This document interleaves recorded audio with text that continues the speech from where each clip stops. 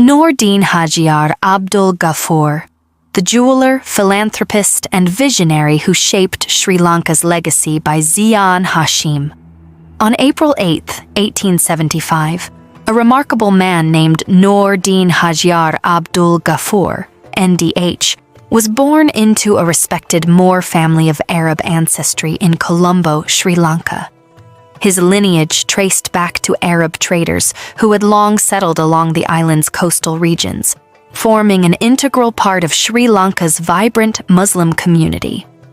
From an early age, NDH displayed ambition, discipline, and devotion, qualities that would later define his extraordinary life.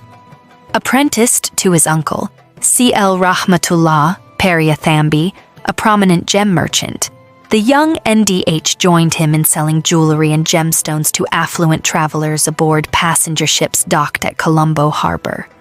These humble beginnings instilled in him the values of hard work, integrity, and perseverance, principles that would form the foundation of his future empire. At just 19, NDH opened his first jewelry store at the Bristol Hotel building in 1894. His craftsmanship, honesty, and attention to detail quickly earned him renown, and by 1915, he had constructed the Ghaffoor building, one of the grandest commercial landmarks in Colombo. This architectural triumph marked his ascent from modest origins to one of Sri Lanka's most influential businessmen. In 1929, he further cemented his legacy by founding the Gem Museum at 40 Church Street, designed by the distinguished architectural firm Edwards, Reed and Begg. The museum celebrated Sri Lanka's rich gemological heritage, showcasing exquisite stones that reflected both artistry and national pride. Through his ventures, NDH elevated Sri Lanka's global reputation as the famed Island of Gems. His mastery in gemology earned recognition across the world.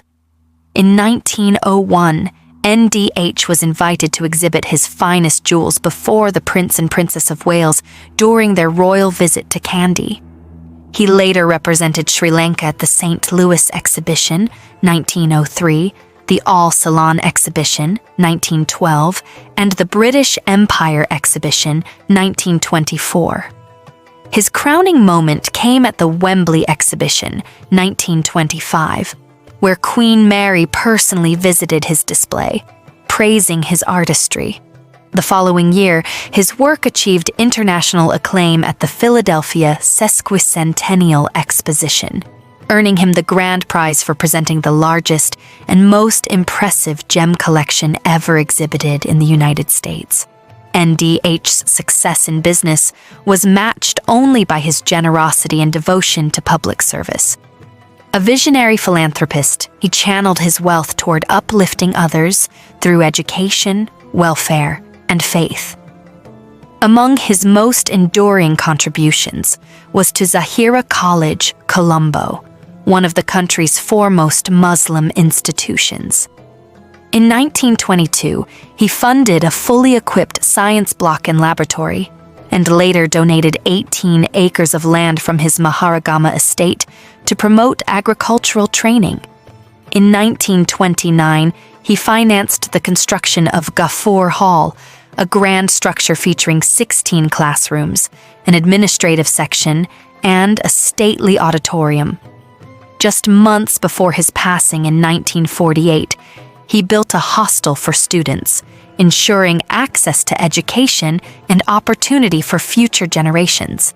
His philanthropy extended far beyond education. Deeply committed to social welfare, NDH donated 6 acres of land and a hostel in Maharagama to the Child Protection Society Incas Boys' Home, which welcomed children of all faiths and backgrounds. He also contributed 4 acres of land and a building to the deaf and blind school in Ratmalana, providing care and education for differently abled children. A devout Muslim, NDH's faith inspired his support for religious and community institutions. He financed the construction and renovation of several mosques and taqiyas, including the historic Kechimalai Mosque in Beruela, the Maradana Mosque, where he is laid to rest, the Mohideen Thakia, and the Alawiya Thakia on Messenger Street, celebrated for its Saracenic architecture. Through his enterprise, compassion, and unwavering faith, Noordin Hajar Abdul Ghaffoor embodied the harmony of vision and humility. He brought international prestige to Sri Lanka, uplifted his community, and left behind an enduring legacy of generosity and excellence. His name lives on through his timeless buildings, educational endowments, and charitable works, an eternal testament to a man whose legacy, like the gems he cherished, continues to shine brilliantly in the story of Sri Lanka.